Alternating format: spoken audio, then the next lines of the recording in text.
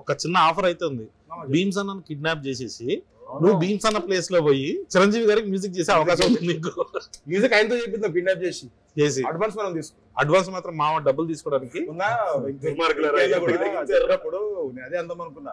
పర్లేదు సార్ అనుకోండి, మీ next cinema advance ఇచ్చేయండి నాకు, అడ్వాన్స్ మాత్రం నాకు ఇవ్వండి, మ్యూజిక్ మాత్రం పాపం వెంకయ్యన్న. హైలైట్ ఏంటంటే మేము ముగ్గురు వెనకాల ఉన్నాం, కరెక్ట్ వెంకయ్య వెనకాల. అవును, స్పీకర్స్ ఇలా కన్వర్స్ అవుతున్నాయి, మాకు అర్థం కాదు అసలు మా ముందు ఎవరు మాట్లాడుతున్నా అర్థం కాదు అసలు. సో వెంకయ్య పాప ఏదో మంచి మాటలు మాట్లాడి మా గురించి కదా అని ఏదో స్మైల్ ఇస్తాం మాకు తెలియదు. సడన్ గా వెంకయ్య వెనక్కి వచ్చి ఇలా చేసి డార్లింగ్ పరువు కానీ పర్లేదు ఏం కాదండి, నాకు అసలు ఏంటో కూడా తెలియదు. నేను ఇంటికి నా ఫ్రెండ్ లింక్ పంపించాడు, లింక్ ఓపెన్ చేసా, ఒక 5 సెకండ్ నాకు యాంగ్జైటీ వస్తుంది, అది బీట్స్ కాదు, అది బీట్స్ కాదు. నేను ఆ రోజు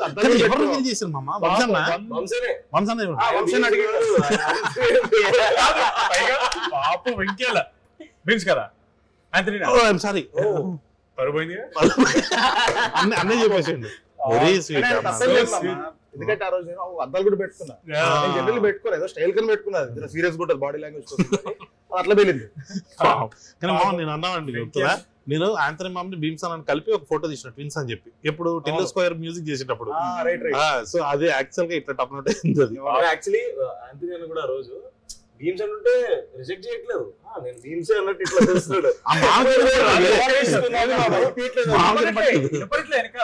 కాదు వినపడినా సరే, వినపడినా సరే అమ్మ ఎంత ఆకువ ఉంటుంది మామ, నేను భీమ్స్ తీసుకురాలే. ఇక్కడ 2 విషయాలు ఉన్నాయి. ఒకటి, అన్నకి భీమ్స్ తెలియదు, ఆంథనీ తెలియదు, ఎంత ఫీల్ అయి ఉంటాడు. కాదు మామ, ప్రీ రిలీజ్ ఈవెంట్ లడ్డు మామ చెన్నైలో మిక్స్ చేస్తున్నట్టు ఏం మిక్స్ చేస్తున్నా